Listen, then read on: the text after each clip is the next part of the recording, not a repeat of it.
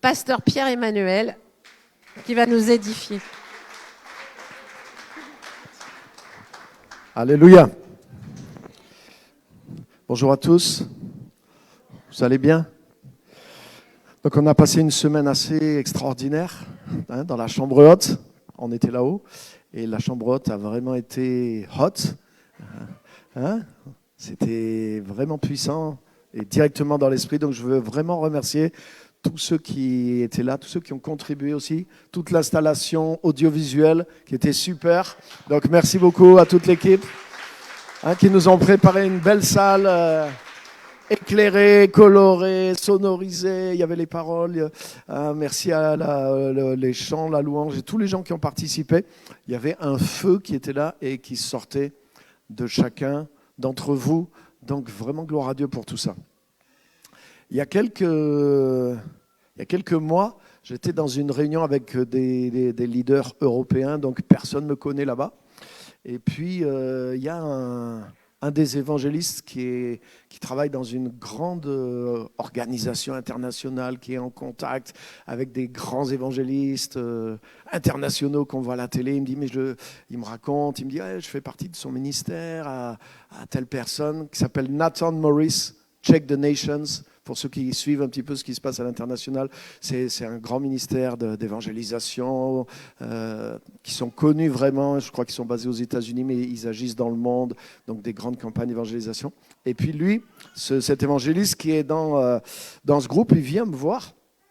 On ne se connaissait pas. Il vient me voir, il me dit, mais j'ai entendu parler de ton église. Il paraît qu'il se passe vraiment quelque chose là-bas chez vous, à Clermont-Ferrand. Waouh! Wow.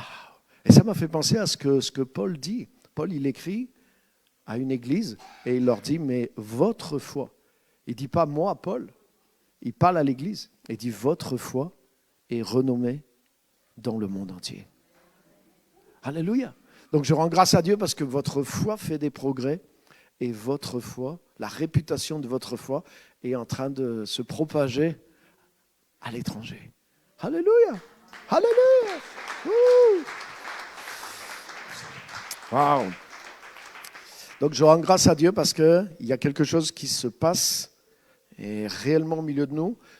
Les messages qu'on a entendus, ce n'est pas juste des petites paroles pour nous encourager, mais il y a vraiment une réalité que le Saint-Esprit est en train d'installer dans l'Église et l'Église a changé. Je ne parle pas du bâtiment. On est toujours dans dans un hangar. Mais à l'intérieur de ce hangar, waouh, il y a une Lamborghini là qui est en train de sortir et qui va cartonner. Donc les messages, c'était vraiment des paroles de Dieu qui nous établissaient dans quelque chose de nouveau. Et je suis convaincu que nous allons prendre ce virage. Nous allons prendre ce pas nouveau en avant et manifester ce que le Saint-Esprit a dit et a fait de nous. Alléluia. Donc je voudrais nous appuyer dans ce sens-là et partager juste 3 points avec vous ce matin. Le premier, je l'ai trouvé ce matin et je n'avais pas du tout pensé à ça. Et puis en lisant dans ma lecture personnelle, je suis tombé sur ce verset. Et j'ai vu qu'il était tellement approprié. Donc le premier texte que je voudrais qu'on lise ensemble, c'est Hébreux chapitre 11, verset 30. Hébreux chapitre 11, verset 30.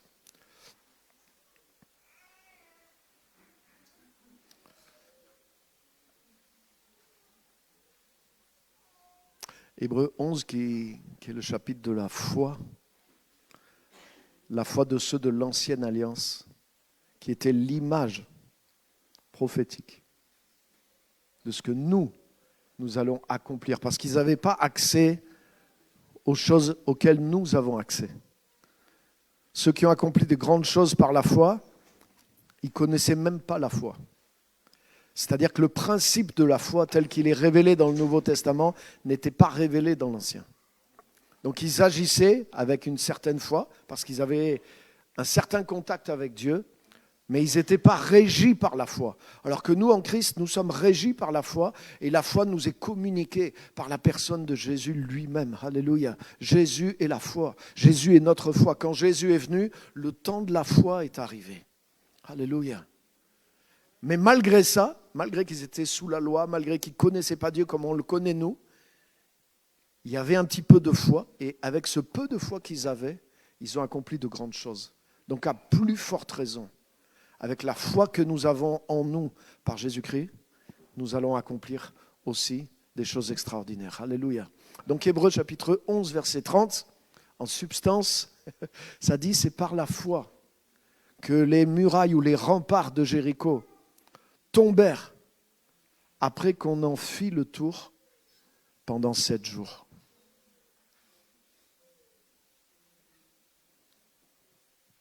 Alléluia.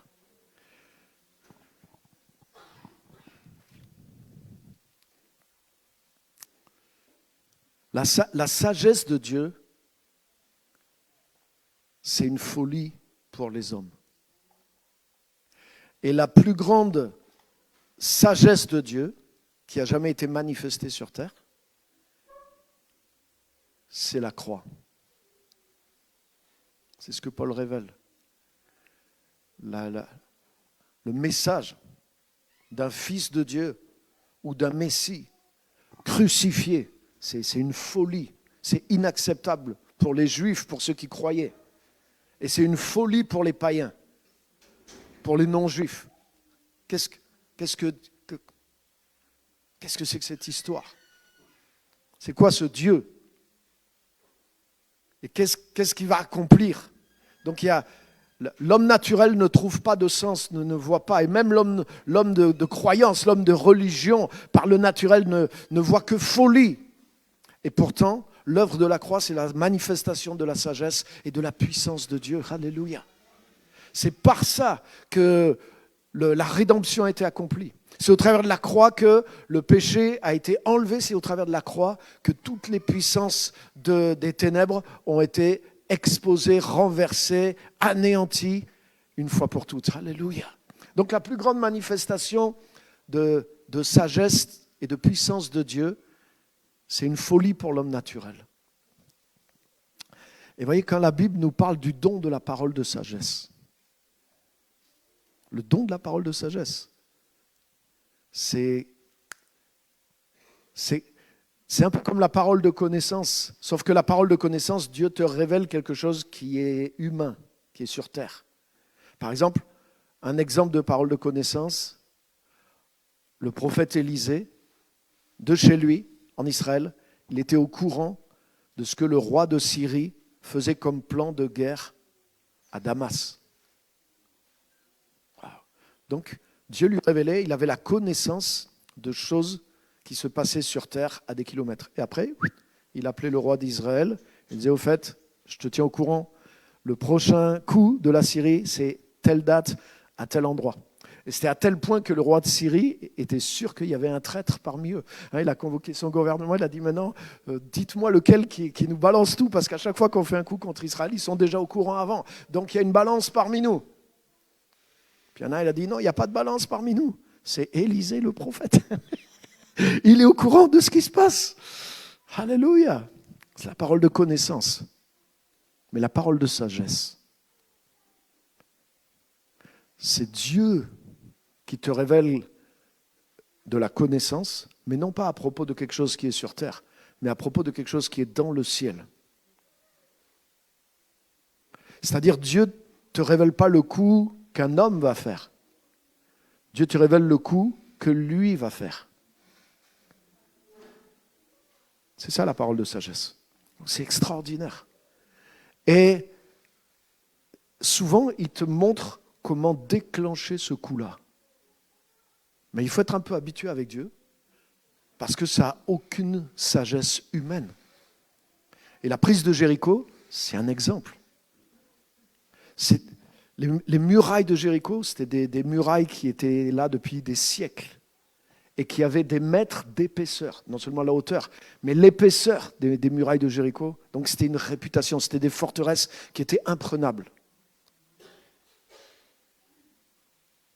Et Dieu donne une parole de sagesse à Josué. Il lui dit, vous allez faire le tour de cette ville en faisant passer l'arche de l'alliance en premier, donc c'est la présence de Dieu, les sacrificateurs, et puis vous allez chanter, vous allez sonner du chauffard, donc vous allez faire le tour de la ville, comme en faisant passer la présence de Dieu et en louange. Pas d'armée, juste les sacrificateurs. Vous allez faire ça premier jour, deuxième jour. Et le 7e jour, vous ferez 7 fois le tour de la ville. Et à la 7e fois, vous pousserez des cris de joie, des cris de victoire, des cris de triomphe. Quel est le rapport entre ça et faire le siège de cette ville et faire tomber les remparts? À vue humaine, il n'y a aucun rapport. On est d'accord? Si tu interroges ton intelligence, mais... Donc heureusement que le peuple d'Israël avait la foi. Parce que Dieu merci, c'était la 2e génération, la première génération qui ne croyait pas, ils auraient eu du mal à suivre. Mais cette 2e génération Josué, ils ont cru. Il n'y en a pas un qui a dit, mais en quoi le fait que Josué, nous te respectons, mais en quoi le fait de faire le tour oui, on va se faire cracher dessus, on risque de se prendre des insultes et puis peut-être on va nous balancer des projectiles dessus, ça c'est pratiquement sûr. Mais en quoi cela va-t-il nous aider à pénétrer, à faire tomber les murailles? Il paraît qu'il y a des catapultes, utilisons des catapultes. Non, il n'y a personne qui a dit ça. Ils se sont exécutés et c'est ça la parole de sagesse. C'est la connaissance d'une stratégie divine que Dieu met en place. Et si Dieu t'implique dans le processus, il te saisit comme un catalyseur pour que sa propre stratégie se mette à l'œuvre. Et ils ont fait ça pendant 7 jours. Alléluia. Et au bout de 7 jours, boum, les remparts sont tombés. Et ils ont pu conquérir la ville. Alléluia. Oh. Et pendant 7 jours, on était là-haut dans cette... On n'a pas vraiment fait des réunions de prière comme j'ai appris. Donc, je n'ai pas appris à l'école biblique parce que je n'ai pas fait l'école biblique. Mais j'en ai fait des réunions de prière dans moultes églises. Mais on était dans l'esprit. Tu as vu, c'était le thème. On était dans l'esprit, on chantait en esprit, on priait en esprit. Et je parlais encore avec Joséphine ce matin. Elle m'a dit, mais c'était incroyable. On sentait comme si on était conduits, même dans la prière, comme si on était conduits tous ensemble. Il y avait comme un... Donc c'est des choses auxquelles on a vécu dans les années d'intercession et tout ça. Mais c'est vrai qu'on l'a vécu pendant toute cette semaine d'une façon particulière. Et vous savez qu'est-ce qui s'est passé? Peut-être on ne s'en est pas rendu compte, mais on a fait le tour des remparts spirituels qui sont dans cette ville pendant 7 jours. Alléluia. Alléluia. Alléluia. Et ce que je crois de tout mon cœur, c'est que certains remparts sont tombés. Alléluia. Certaines forteresses, comme on a parlé hier dans le message. Il y a des forteresses dans nos pensées, mais il y a des forteresses spirituelles aussi à l'extérieur. On le sait, tout le monde n'est pas dans notre camp. Et puis, il y a des gens qui sont là et qui ont installé une certaine forteresse spirituelle par toutes sortes de choses. Alléluia. Mais en 7 jours, des remparts qui étaient là depuis des siècles sont finalement tombés. 7 jours bizarres. 7 jours où ils sont passés en sonnant du chauffard et des trompettes. Le premier jour, ils ont dû dire, oh attention, là, ils nous préparent un truc. Puis ils ont dit, mais non, c'est rien, c'est des chanteurs qui transportent une caisse. Ils sont accoutrés bizarrement, ils sonnent avec des cornes de chèvre. Ça va, je pense qu'il n'y a pas de danger. Et puis le 2e jour, ils ont fait ça, 3e jour, ils ont fait ça, tout le monde. Et puis le 7e jour, ils ont fait 1 fois, 2 fois, 3 fois. Ils ont dit, ah tiens, aujourd'hui, ils font plusieurs tours. Ah ouais, ça doit être un truc chez eux. Sauf que la 7e fois, ils ont moins rigolé. Parce que quand ils ont poussé des cris de victoire, attention, il y a peut-être... Et là, les murailles se sont effondrées. Alléluia. Alléluia. Alléluia.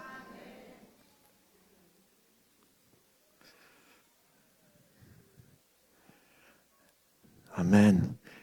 Je me suis réveillé dans la nuit et je sentais que c'était bizarre. après les 6 jours de prière. Des fois, ça m'arrive que je me réveille, mais je sais pour qu'est-ce qui me réveille. Mais là, et je dis, ça c'est le Saint-Esprit qui me réveille. Donc je me lève et je commence à prier, à faire le tour aussi chez moi, dans la nuit, dans la prière. Et puis on était dans ces journées de prière. Et puis c'est pas trop le genre de choses dans lesquelles je connais un petit peu l'histoire des combats spirituels. On a fait des tentatives, mais bon, je prie pas tellement dans cette dimension-là. Mais là, en priant chez moi, tac, j'ai vu un moment par le Saint-Esprit vraiment, et j'ai vu qu'il y a des forteresses, même de franc-maçonnerie, de choses comme ça, qui sont tombées ici dans la ville de Clermont-Ferrand. Alléluia. Alléluia. Et ce que je crois de tout mon cœur, le fruit de ça qu'on va voir, c'est qu'on va voir des gens qui étaient là-dedans ou qui étaient dans ces choses-là, qui vont venir ici dans cette église. Alléluia. Et d'autres portes aussi vont s'ouvrir pour nous dans cette ville, des portes d'influence dans lesquelles nous allons entrer et dans lesquelles nous allons agir aussi stratégiquement avec le royaume de Dieu et avec l'évangile. Alléluia. Alléluia. Donc tenons-nous prêts les amis parce que Dieu fait des choses nouvelles. Le Saint-Esprit fait des choses nouvelles et il va le faire avec chacun d'entre nous. Alléluia. Donc pendant 7 jours, oui, une stratégie, une sagesse un petit peu qui paraît sans intelligence humaine, mais c'est ce qui a permis de faire tomber des remparts qui étaient là depuis des siècles. Alléluia. La deuxième chose, celle-là, elle est pour nous. Elle est dans Matthieu, chapitre 13, versets 44 à 46. Et les questions du royaume de Dieu, c'est une parabole, en fait une double parabole. C'est 2 fois la même idée, mais dite de 2 manières différentes, l'une à la suite de l'autre. Donc le Seigneur veut insister. Alléluia. Il y a 7 paraboles du royaume de Dieu. Donc 7, ça explique la totalité un petit peu. On pourrait dire quelque chose de global sur le royaume. Mais sur ces 7, il y a juste celle-là où il y a une répétition. Les autres paraboles, elles ne se répètent pas. Mais celle-là, c'est 2 paraboles différentes, mais qui parlent de la même chose. Donc il y a une insistance du Saint-Esprit et de Jésus pour nous parler. Alléluia. Dans la première de ces paraboles, il est dit, le royaume de Dieu est semblable à un trésor caché dans un champ. L'homme qui l'a trouvé le cache et dans sa joie, il va vendre tout ce qu'il possède et achète ce champ. Waouh. Et la deuxième parabole, vous allez voir qu'elle dit la même chose. Le royaume des cieux ressemble encore à un marchand qui cherche de belles perles. Lorsqu'il a trouvé une perle de grande valeur, il est allé vendre tout ce qu'il possédait et il l'a acheté. Donc vous voyez, c'est la même chose. C'est 2 personnes qui trouvent quelque chose d'une valeur extraordinaire et pour pouvoir avoir cette chose extraordinaire, ils vont vendre tout ce qu'ils possèdent pour pouvoir posséder ce qu'ils viennent de trouver. Donc le premier, c'est un trésor dans son champ.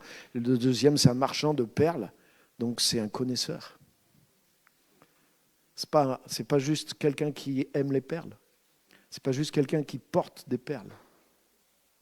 C'est pas juste quelqu'un qui a acheté beaucoup de perles et qui connaît un peu. Non, c'est un marchand de perles. Donc ça veut dire c'est lui qui connaît, c'est lui le mieux placé pour savoir ce que ça vaut une perle. Et quand il voit cette perle, il sait que c'est la quête de sa vie. C'est-à-dire qu'il ne trouvera jamais quelque chose de cette valeur. Il vend tout ce qu'il a. Wow. Donc il a l'expertise. Toute sa vie, il a vendu des perles. Il vend tout ce qu'il a. Il vide ses comptes pour avoir cette perle. Pourquoi ? Il sait qu'il a fait l'affaire de sa vie. Il sait qu'il a trouvé quelque chose qui est incomparable. Alléluia. Les amis, il y a une différence entre le royaume de Dieu et juste le salut. Beaucoup de chrétiens, ils ont trouvé le salut. Mais quand tu trouves le royaume de Dieu, c'est une autre dimension. Tu trouves le royaume de Dieu, c'est facile pour toi de laisser tout ce que tu as pour avoir le royaume de Dieu. Alléluia.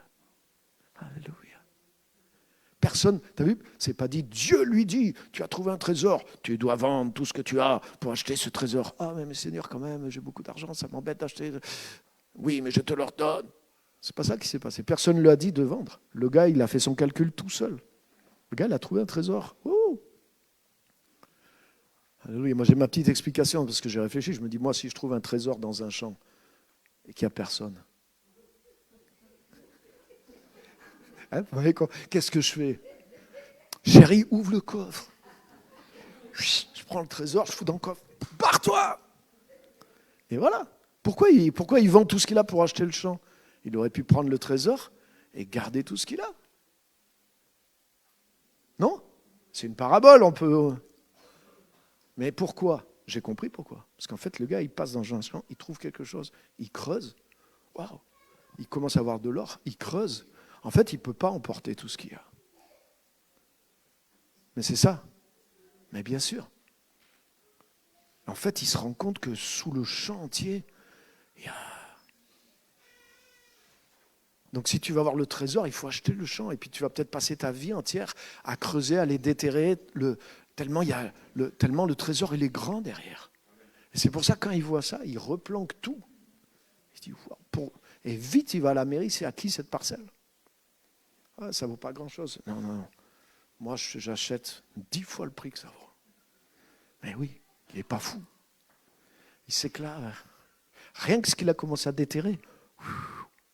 Il a déjà amorti tout ce qu'il a. Alléluia. Alléluia. Oh, la vie chrétienne, c'est difficile. Ça te demande tout. Tu dois te consacrer. Tu dois tout donner à Jésus. Oh, j'aime bien cet évangile héroïque. C'est moi qui fais le sacrifice. Non, c'est Jésus qui a fait le sacrifice. Et ce que Jésus m'a acquis par le sacrifice, c'est d'une telle valeur que quand je le trouve, mais...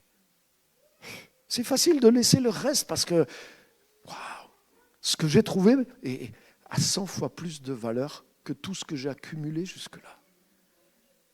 Et les amis, il y a une dimension là-dedans, c'est celle du royaume. Jésus n'a pas dit le salut, Jésus n'a pas dit les dons du Saint-Esprit, Jésus n'a pas dit le ministère, Jésus n'a pas dit le fait d'être ceci ou d'être cela. Il a dit c'est le royaume de Dieu qui a cette valeur-là.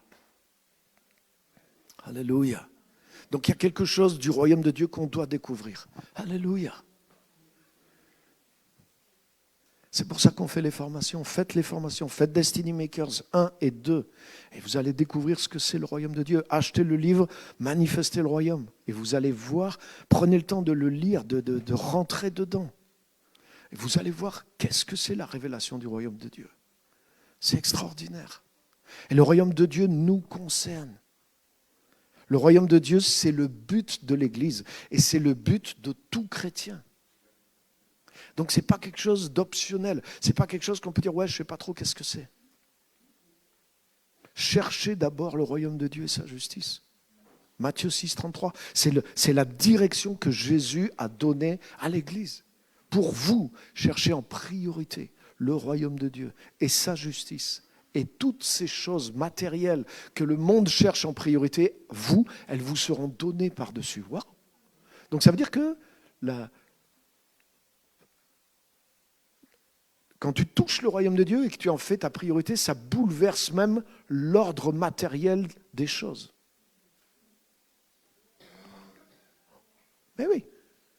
Ça veut dire que lorsque ça passe en ta priorité, les ressources même sont obligées de se soumettre et de te suivre aussi. Il y a quelque chose de puissant là qui est déclenché quand tu connectes au royaume de Dieu et que tu commences à servir le royaume de Dieu. Ça devient ton but, ça devient ta passion. Alléluia. Alléluia. Donc ça, c'est la deuxième chose.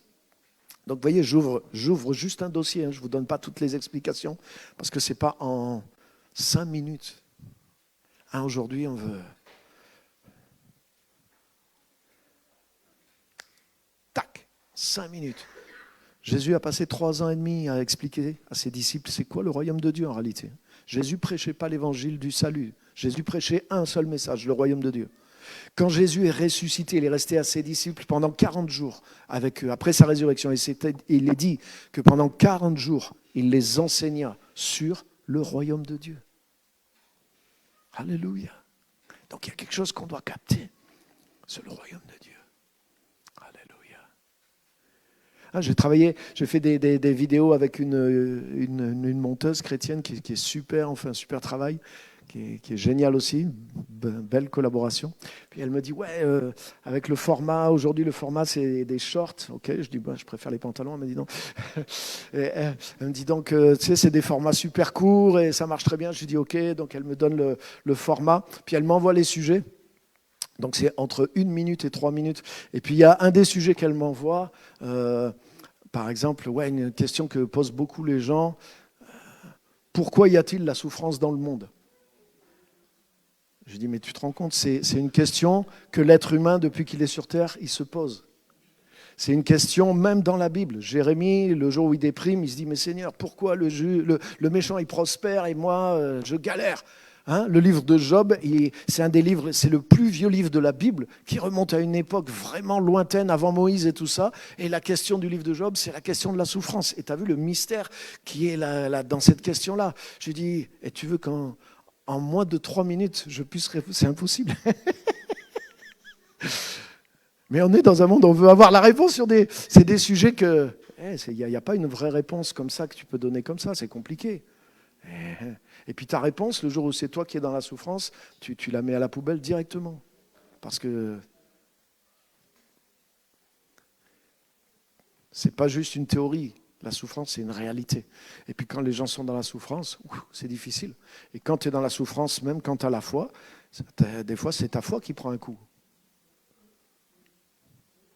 Eh oui, donc c'est pas juste, ouais, rentre chez toi, prie, Seigneur va te fortifier. C'est un peu plus compliqué que ça. Est-ce qu'on est d'accord? Alléluia. Et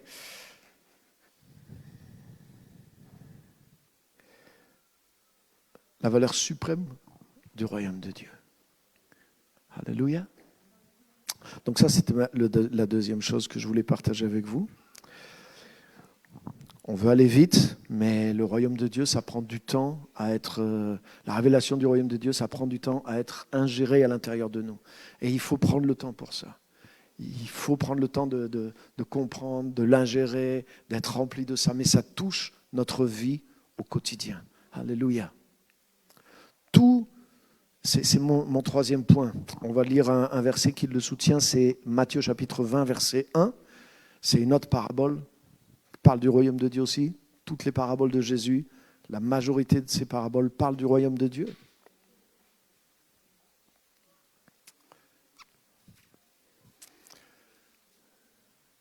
Matthieu chapitre 20, verset 1er. Tu l'as? Super. Le royaume de Dieu est semblable à un propriétaire qui sortit dès le matin afin d'embaucher des ouvriers pour sa vigne. Alléluia. Donc le royaume de Dieu, il y a aussi une dimension du royaume de Dieu dans lequel il nous appelle à travailler pour lui. Le propriétaire, c'est Dieu. Donc ça veut dire que quand tu trouves le royaume de Dieu t'embauche. Alléluia. Peut-être tu as déjà du travail, super, mais le royaume de Dieu t'embauche quand même. Parce que ton travail, peut-être tu fais un travail pour vivre, mais l'appel du royaume de Dieu, c'est autre chose que travailler juste pour vivre. Alléluia. Alléluia. En réalité, vous savez, tous les dons, tous les talents que Dieu nous a donnés naturellement, surnaturellement, et que nous avons développés en allant à l'école ou en priant, ou les deux. Mais tout ça, normalement, pourquoi Dieu nous les a donnés? Pour qu'on puisse le servir lui, pour qu'on puisse servir ce royaume. Alléluia. Et finalement, le monde nous rafle tout ça pour qu'on le mette juste au service de quoi? De notre subsistance ou de... Une fois qu'on a passé le cap de notre subsistance, de notre confort, juste pour vivre quoi? Pour avoir des choses. Le but, est-ce que survivre, c'est le but de la vie? C'est pas possible. Si survivre, c'est le but de la vie, alors le Créateur s'est trompé. Mais ce n'est pas possible. Et ce n'est pas le cas. Le truc, c'est qu'on travaille dans le mauvais système. Et le bon système, c'est le royaume de Dieu. Alléluia.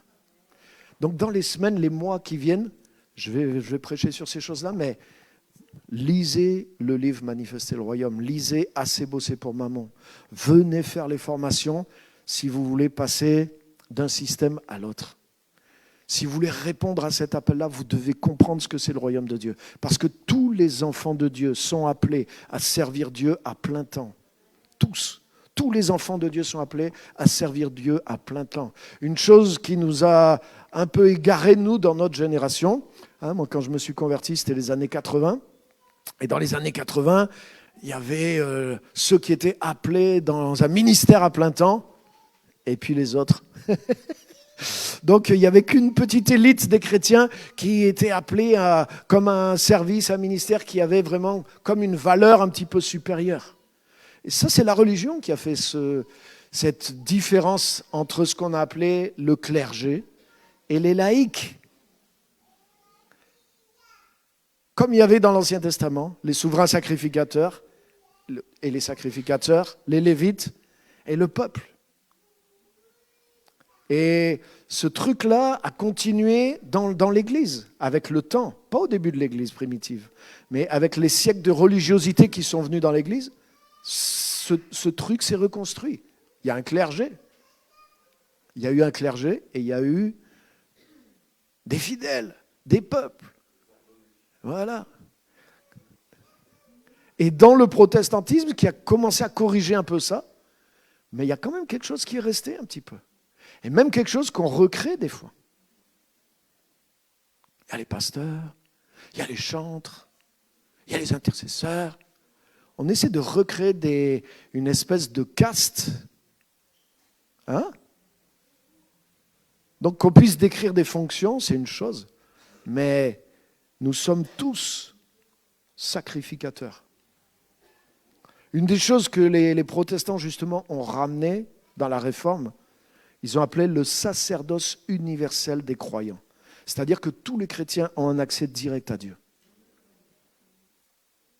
Et ils ont ramené aussi une chose, c'est que tous les chrétiens ont un appel et ils ont une vocation dans la société et dans le monde, et qui est un véritable ministère.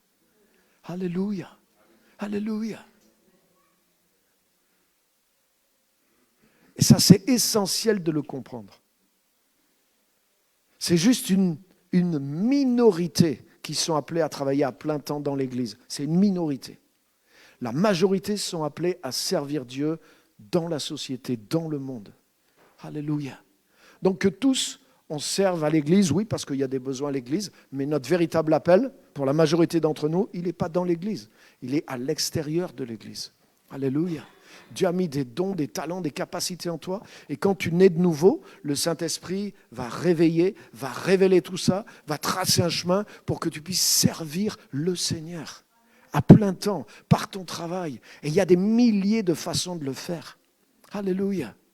Pendant des années aussi, une des choses qui a prévalu dans l'Église, dans nos églises, et qui demeure dans beaucoup d'endroits, c'est par exemple, on accueillait ceux qui gagnaient beaucoup d'argent, avec joie, et on leur disait, Dieu t'a béni pour que tu gagnes de l'argent dans le monde, pour que tu puisses le donner et soutenir l'œuvre de Dieu.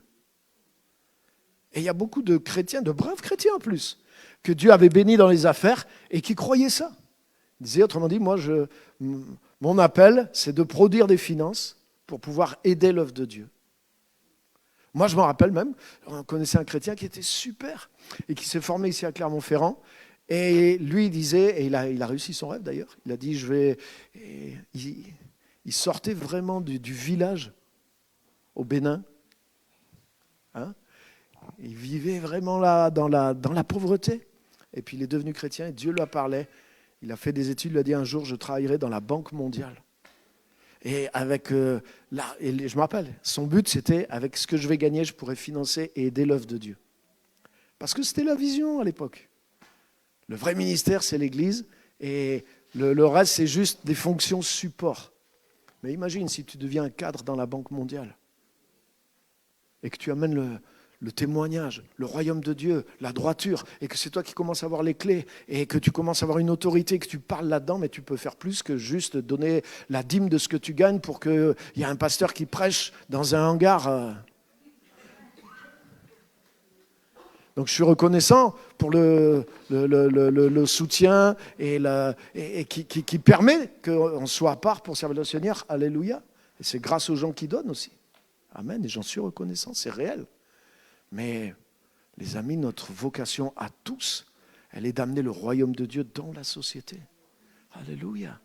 Et d'amener la volonté de Dieu à être accomplie, d'amener non seulement le témoignage de Jésus-Christ, mais d'amener la justice, d'amener la droiture, d'amener la compassion, d'amener l'équité, d'amener le secours aux pauvres, d'amener le secours à l'étranger, mais c'est ça, toutes ces valeurs qui sont là, qui sont dans la parole de Dieu, qui sont celles du cœur de Dieu, mais c'est ce qui fait le règne. Comment Dieu règne? Dieu règne au travers de ses propres valeurs qui régissent son royaume. Dans le royaume de Dieu, c'est la nature de Dieu qui est la loi. Dieu est amour, dans le royaume de Dieu, c'est l'amour qui règne. Dieu est droiture, il n'y a pas de corruption. Il y en a un qui a essayé, il s'est révolté, il a été mis dehors directement. Vous connaissez l'histoire. Il a été licencié pour faute grave. La Bible dit son cœur s'est rempli d'orgueil. Et il a dit, je veux conquérir le trône de Dieu.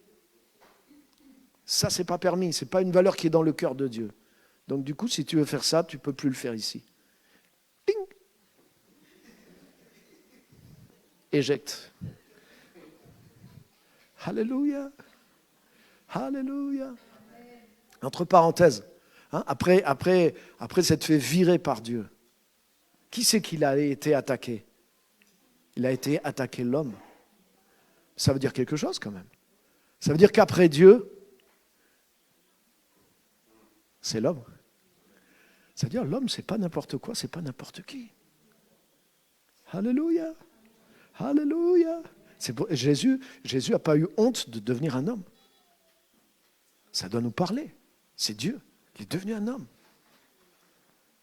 Et il a ramené justement cette autorité, cette nature divine dans l'homme pour que c'est nous qui mettions la raclée de sa vie à l'ennemi maintenant que Jésus lui a écrasé la tête. Alléluia. Alléluia.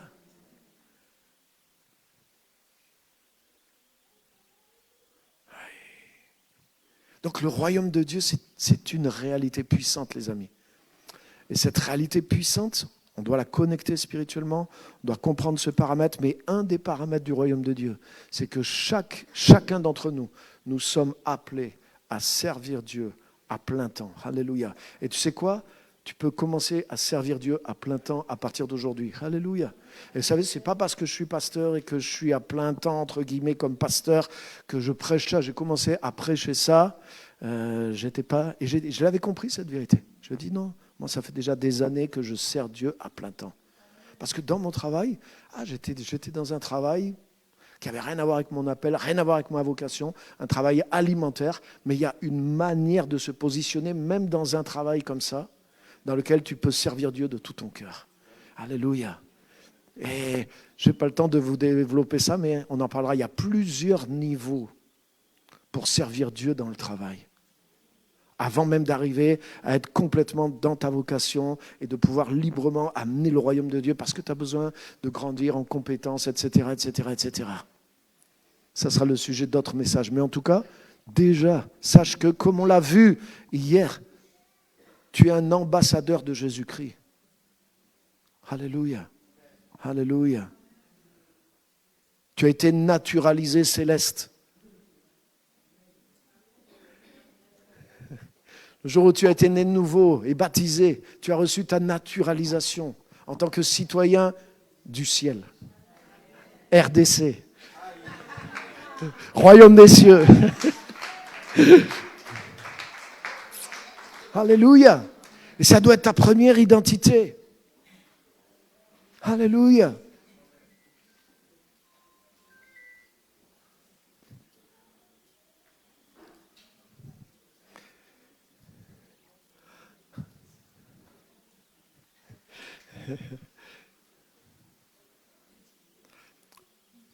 Paul était juif, mais Paul était citoyen romain aussi. C'est par sa naissance. Vous savez, donc il avait 2 passeports. Quand il était avec les Juifs, il parlait en hébreu, il était respecté. En plus, c'était un sage, il avait fait partie des sages du Sanhédrin, de ceux qui enseignent la loi, la Torah. Il était respecté en tant que juif. Et quand il se faisait arrêter par les Romains, il disait si vous me frappez dessus, vous aurez des problèmes avec la loi parce que je suis un citoyen romain. Le gars qui l'arrête, quoi? Moi, j'ai payé une fortune pour être citoyen romain. Paul lui dit, moi, c'est de naissance, mon gars. Et du coup, ils ont dit, arrêtez, ce gars est citoyen romain. Parce que quand ce n'était pas un citoyen romain, on le torturait d'abord, et puis on écoutait ce qu'il avait à dire après. Comme ça se pratique dans beaucoup d'endroits. Mais quand tu étais citoyen romain, on ne pouvait pas faire ça. Donc Paul, j'ai un passeport de citoyen romain. Alléluia. Mais Paul avait un troisième passeport, celui de citoyen du ciel. Alléluia. Et il s'est mis les Juifs à dos, il s'est mis les Romains à dos à cause de son passeport de citoyen céleste. Alléluia. Donc de temps en temps, quand il pouvait, il utilisait les avantages qu'il avait, mais il n'a jamais compromis sa citoyenneté céleste pour garder son passeport romain ou pour garder son passeport juif. Ça, c'est fort aussi. Autrement dit, il n'était pas resté simplement socialement correct. Alléluia. Il vivait pour le royaume de Dieu. Alléluia. Alléluia. Et qu'il soit dans l'église ou qu'il soit... Vous savez que Paul travaillait aussi. Paul avait une entreprise. Paul était entrepreneur. Il fabriquait des tentes. Alléluia. Et c'est ce qui lui donnait de rentrer des fois dans des endroits. C'est comme ça qu'il a rencontré même d'autres qui faisaient le même métier que lui, Priscilla et Aquilas, qui faisaient ce même métier. Et ils ont commencé à gagner des gens à Christ, ils ont commencé à implanter l'évangile, pas en allant prêcher simplement toujours à la synagogue, par le côté religieux.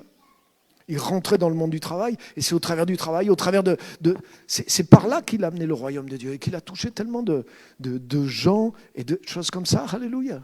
Les amis, c'est pas Clermont-Ferrand qui va venir à l'église, mais c'est l'église qui est disséminée dans Clermont-Ferrand à partir de demain matin. Alléluia.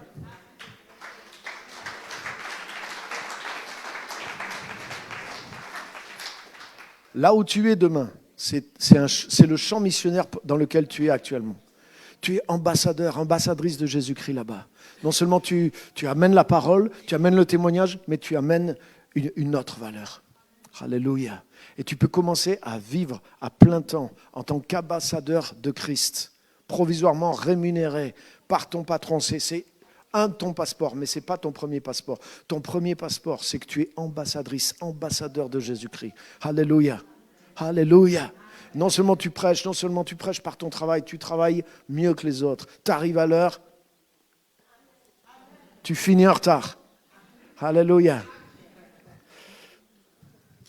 Quand tu travailles dur. Quand tu travailles honnêtement. Alléluia. Quand tu prends 10 minutes pour prêcher à quelqu'un, tu vas rajouter ce travail quelque part pour pouvoir le faire de la meilleure façon qui soit. Alléluia, tu es irréprochable dans ta manière de faire, dans ton travail, tu es droit. Si ton patron te dit, comme un jour mon patron, quand j'étais le dernier de la chaîne, moi, dans mon travail. Mon patron, un jour, il m'appelle, ça sonne le téléphone, il me dit, vas-y, décroche. Je décroche, je n'étais pas secrétaire, j'étais jardinier, mais je décroche le téléphone. Il dit, ouais, il y a quelqu'un qui veut vous parler. Tu lui dis que je ne suis pas là. Je lui dis, non, je ne peux pas faire ça. Vous êtes là.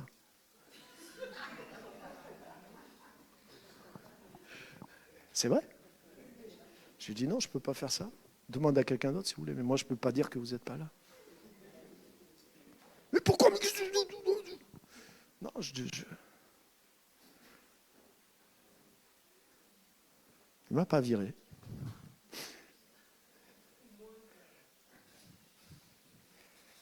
Alléluia. Le jour où il est parti en vacances, c'est à nous qu'il a confié les clés de son appartement à Chamalières pour qu'on aille arroser les plantes. Il y avait un bar. Je pense qu'on serait venu avec toute une équipe là. On aurait pris la cuite tous ensemble, ça ne se voyait pas qu'on avait touché à son bar. Mais pourquoi il avait une entreprise, il avait des dizaines d'employés. Il a demandé à personne là-bas. C'est bizarre. Puis il a voulu me donner une petite récompense, il me donne les clés de sa voiture. Va chercher mon portefeuille dans la voiture. Le vrai patron comme on n'en fait plus. Donc je m'exécute. Le portefeuille, il était enceint d'une multitude. Je te promets. C'était pas des triplés, c'était le portefeuille, il était rond comme ça là. Et c'était pas les pièces jaunes ou rouges dedans. C'était tous les gros billets, pas avec 2 chiffres, 3. Oh, j'avais jamais vu tout ça. J'ai dit, mais pourquoi il me demande ça? Avant que je sois chrétien, là, mais... J'en dis, mais ce portefeuille, je vais le soulager, là, il souffre. J'en enlève juste 4 ou 5, mais personne ne verra rien. Mais pourquoi? Parce qu'il sait que je ne vais pas faire ça. Et pourquoi il sait que je ne vais pas faire ça? Parce qu'il a vu comment j'étais dans mon travail. Alléluia. Alléluia. Alléluia. C'est une forme de témoignage, c'est une forme peut-être d'influence la plus basse, mais c'en est une. Alléluia.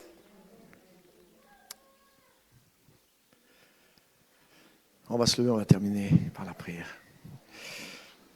Alléluia. Combien veulent en savoir plus sur le royaume de Dieu? Alléluia. Hein? Le royaume de Dieu, il nous a embauchés, les amis. Et on peut vivre à plein temps pour lui, on peut découvrir sa richesse, on peut manifester sa richesse. Et c'est une des choses dans lesquelles, cette semaine encore, le Saint-Esprit nous a parlé. Il nous lève en tant qu'Église dans cette dimension-là, pour qu'on exerce notre ministère dans le monde. Alléluia. Moi, je me repose de ma semaine de ministère aujourd'hui, mais la vôtre, elle commence demain matin à 8h. Alléluia.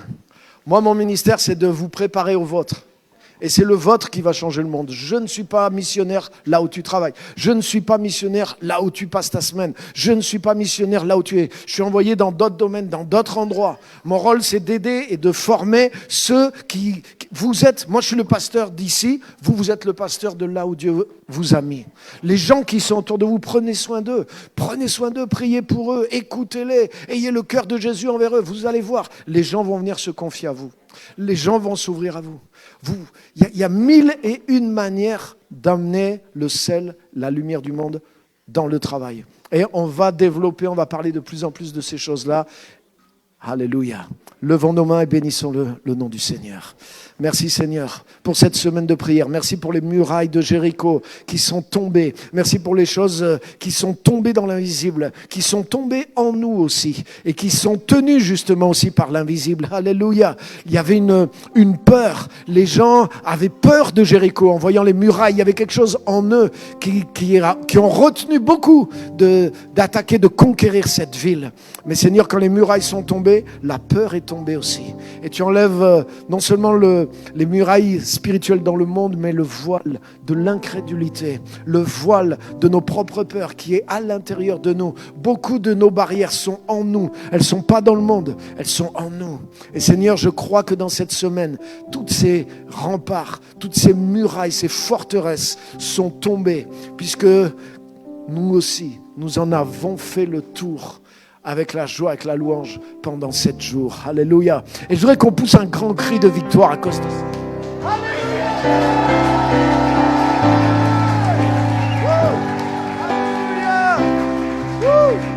Amen.